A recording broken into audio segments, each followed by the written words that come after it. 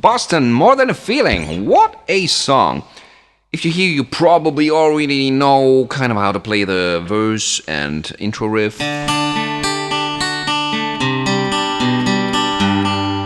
And maybe the main riff.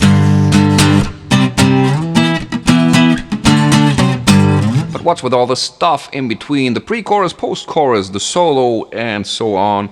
That's what we're gonna find out in this one.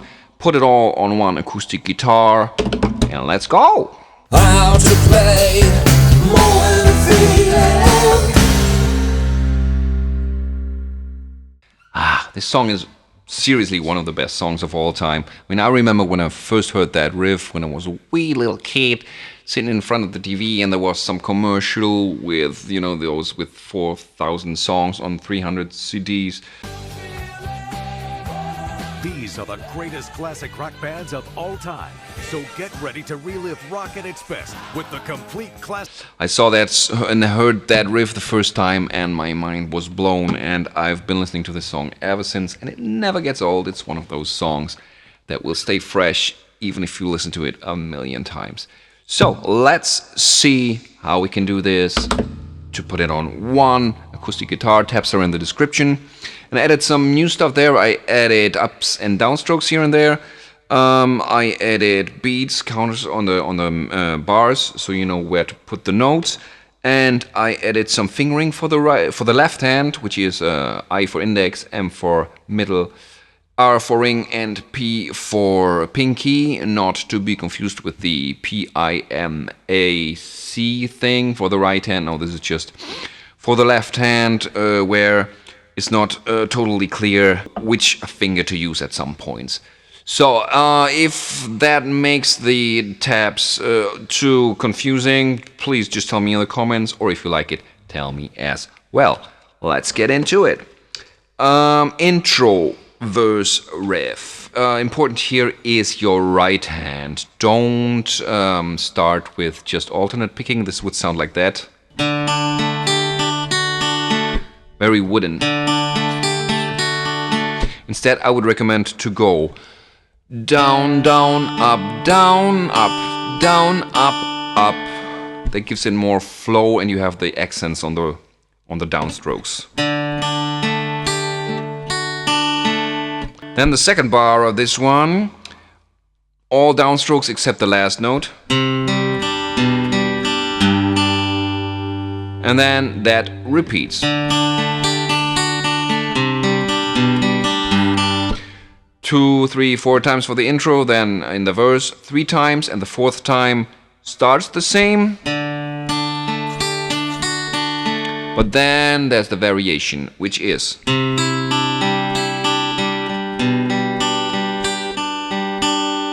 and you have down, up, up, up, down, up, down. Then alternate picking.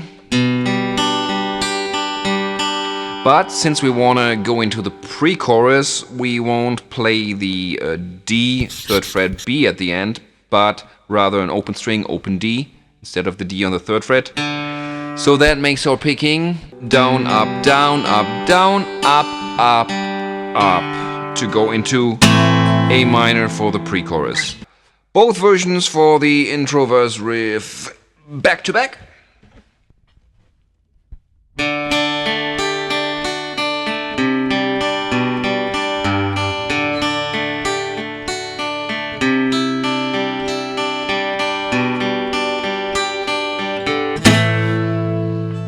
Into A minor.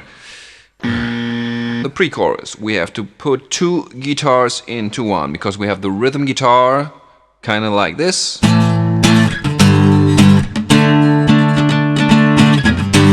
And the lead guitar, kind of like this.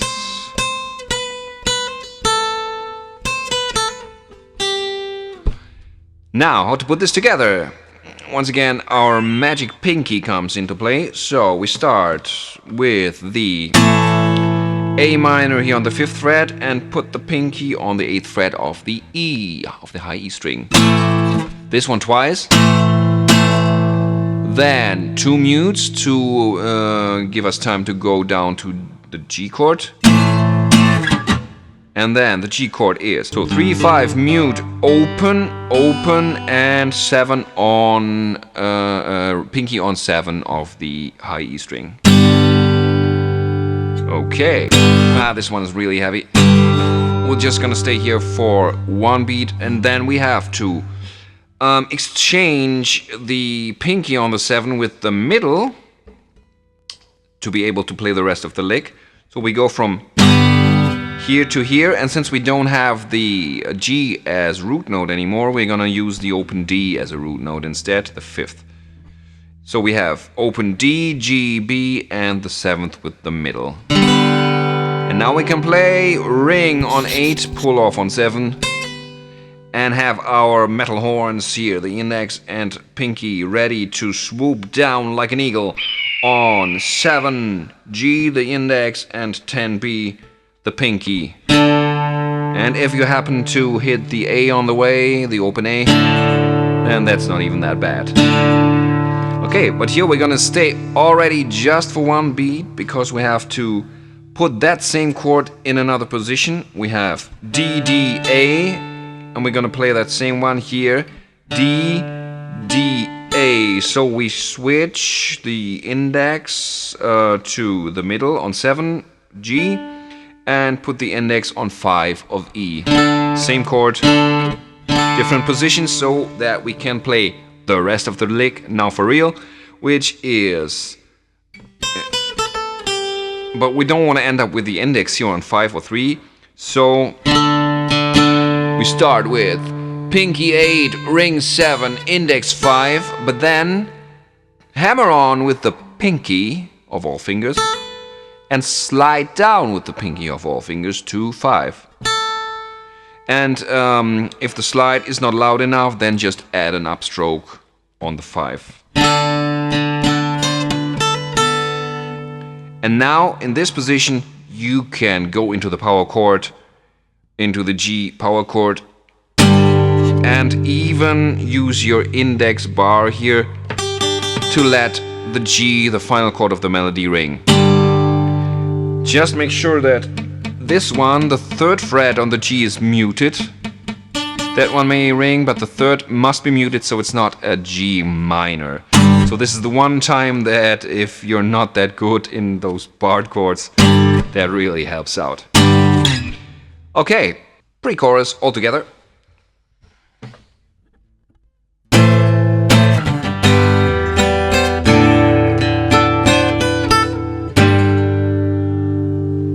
And we're in the cool main chorus riff. Famously, Kurt Cobain did a minor version of that when he did this. Kind of, but not really. Strumming isn't even the same, because the strumming here is, we have a quarter on the 1, 2/8 on the 2, 2/8 on the 3, and a quarter on the 4. And the first 1/8 on the 3 is muted. 1, 2, 3, 4. Then the backside of that riff starts on E here, and we have some 16th mutes now. On the 1 end, and on the 3 again. So on the 3 is always something muted.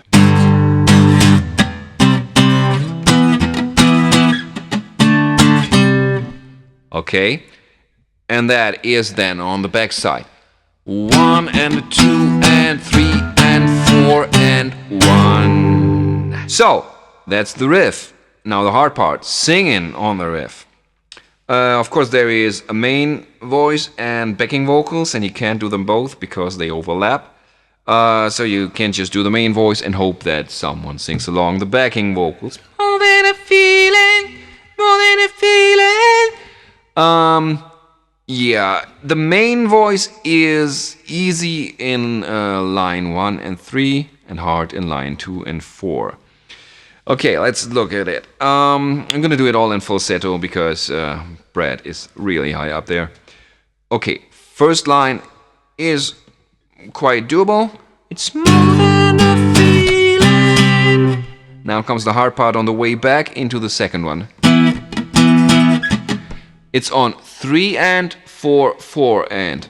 When I here on when 3 and I 4, here 4 and. So that is after the muted 3s. When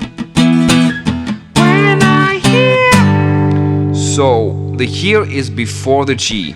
When I hear that old song. Old song is on the 2 Gs. Hear that old song. Nothing on the mute and they on the C. They used before the E, 2 on the E. Hear that old song they used to play. There's that little run. Play. That is really not easy. You have to do it slowly and then it will come. Hear that old song they used to play. Okay, and after that, 3 and 4 are pretty much like 1 and 2, just with different lyrics. I begin dreaming when I see this time, but on the same 3 and 4, 4 and. When I see my Marianne. Marianne would have 3 syllables, but we do just Marianne to get it to 2 syllables. See my Marianne walk.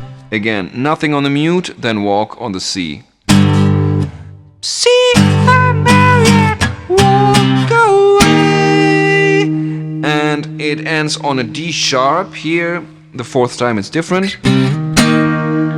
To go into the post chorus in E, and D sharp is just the leading tone into the E minor scale, which is the parallel of G where we were at, and it's actually the E harmonic minor. So it wouldn't even be in the G,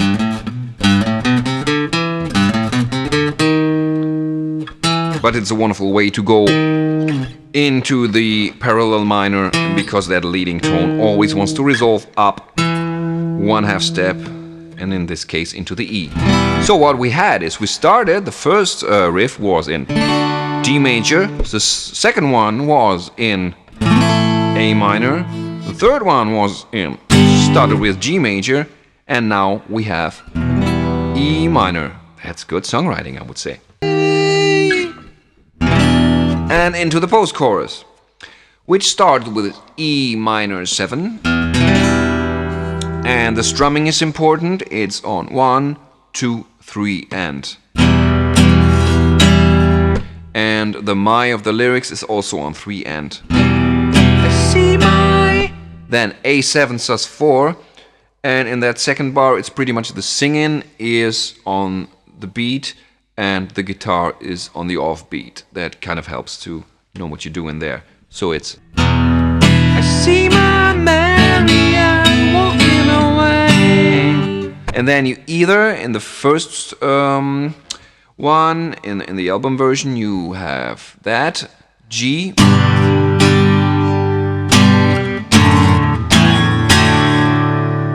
so that is on the 1 and 3 and.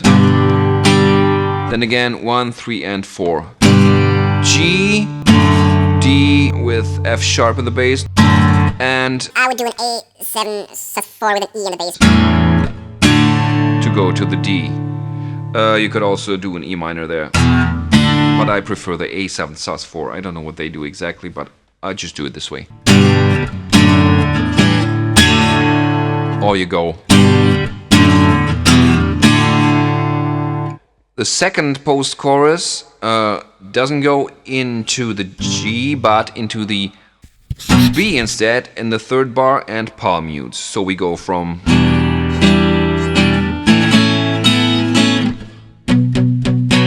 you know, 4 palm mutes on B, A, G, D with F sharp in the bass, and then A major. Some strumming here, but then in the last bar it's important to have on 2, 3, 4 C sharp, D, E.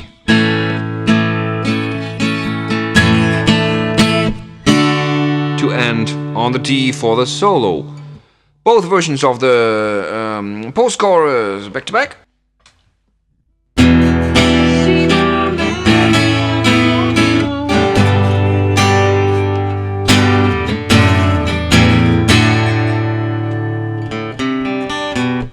Or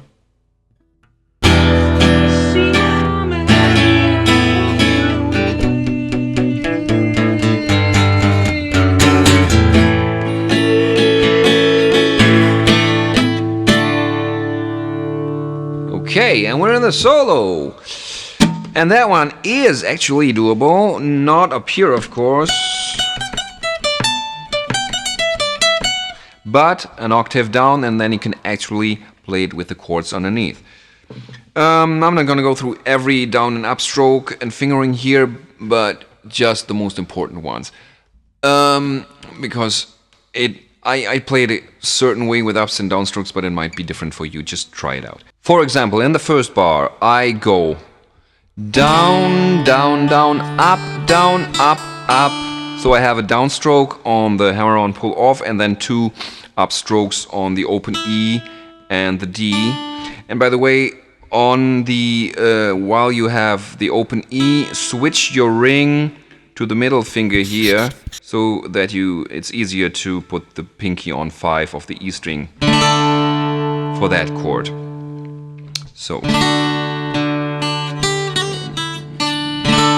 then switch it back in the next one, and the hammer-on pull-off is 1 later here. Third bar, the end of that one is like the end of the first one here. And now the fourth one to finally land on the A. And the guitar in the original would then go A, C sharp, E to D, but this transition is not really good, so I'd rather do A and open A to go into D again. Okay, that's the first 4 bars. It's pretty doable, but now the fun begins. Second part starts off as the others, but now we don't play the 3rd fret on the B string, instead the open D again to give us the transition. And we can move our hand up to fret number 7 to do B minor. I like to play the bass note and the melody notes here on 7 then again. Then the melody goes on with a 10th fret on the B string with the pinky, 8th fret on the B string, and we need the middle finger, so we have to lift it up and put it here, give up that 9th fret here, lift up the pinky. And now, I'm very sorry, we have to do a hammer-on pull-off over our barred index finger. I know, it's terrible. But I couldn't find another way to do the melody line here, so it's... And then open D again to get back down. And they go into D again. I would personally, if I had written this, I would have gone to the E immediately. Makes more sense to me, but what do I know? I'm just a dude in his bedroom, and they were Boston, and so we're gonna do what they did, which is G once again, and now we go into the E minor, but we go with index middle for once here, because the ring is busy staying on the 3 of the B. Then open E again, 3rd fret of B, and we can give up the rest of the chord because the open E rings through. So middle on the F sharp of E, of the high E. O to O hammer-on pull-off on the E string, then 3rd fret as before on the B string, but now index on 2. This is important. Index on C sharp here on the 2. So this one can slide up 1/2 step into the G chord after that, which is like the barred G chord but without the bass. So I call those kind of inside-out chords. The rest is the same as in the barred G, but we need to do it this way so we can slide into it. And you can add your thumb on the low G if you like. Okay, almost there. One thing is missing, that beautiful, what they do with the thirds up here, which we can't do on one guitar, but we can do an equally nice version, which is we go hammer on, pull off with a pinky, 3/5 on B, 4 on the G string, which is already there, upstroke, and then you have again your metal horns, index and pinky, ready to swoop down on 3 on the E string, the G here, and the 7 on the high E here, and get a very full chord like this, which is not quite as cool as the thirds up there, but still, it's pretty nice. It just wrecks your wrist, which is already pretty sore with me, but gotta do what you gotta do. And then you're almost done. You just add the end of the first post-chorus, which was okay. That is the solo all together slowly.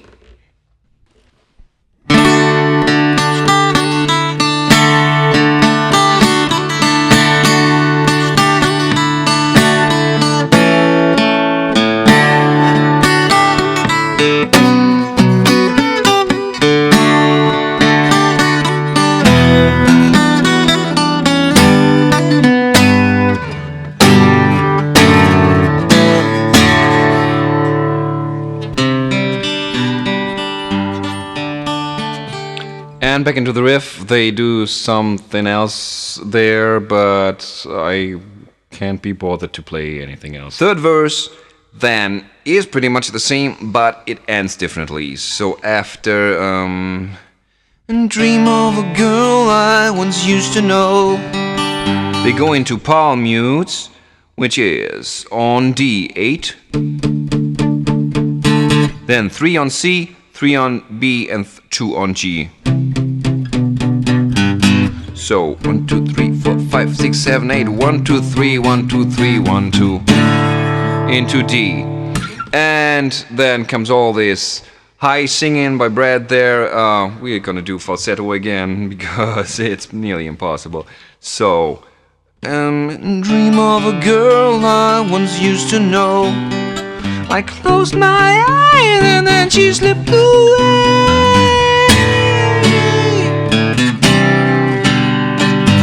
And this is pretty much the pattern that it comes after that a couple of times.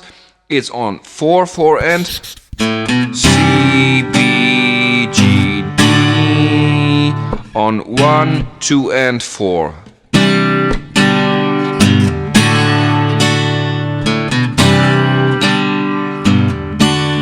And after 2 of those, you can do one with the bass line underneath.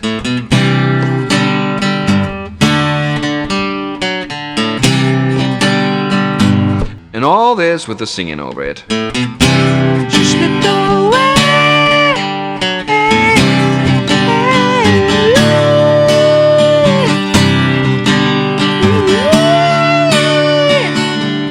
One. And back to the post-chorus. Which is a little the same, but a little longer in the middle.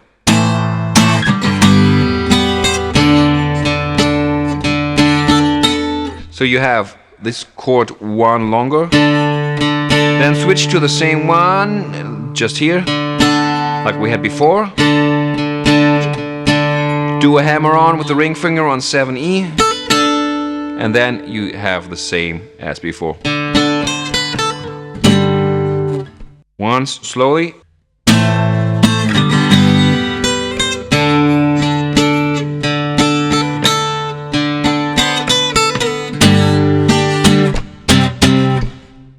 something like that. Okay, then chorus number 3, identical, but ends differently, doesn't end on the D sharp. Instead, it goes, at the end, they do a little variation of the riff going down, like this is on 3, the 16th after 3 and the 16th after 4.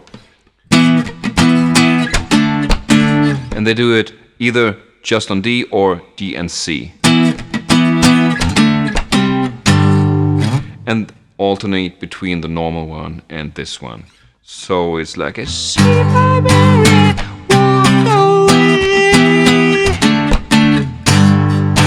normal one again.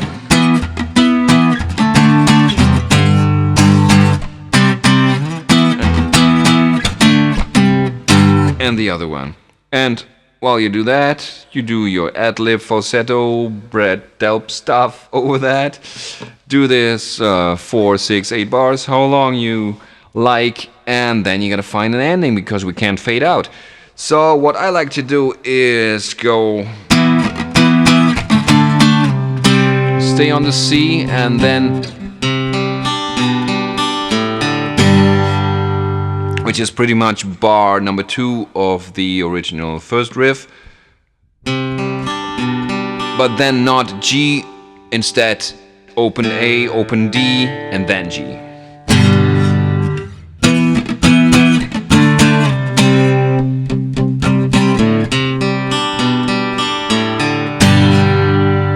Right?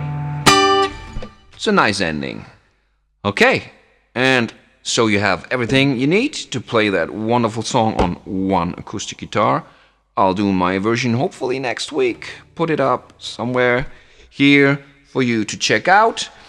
If that helped you in any way, please like that video, and subscribing is always an option, right? Thanks, and see you soon. Bye!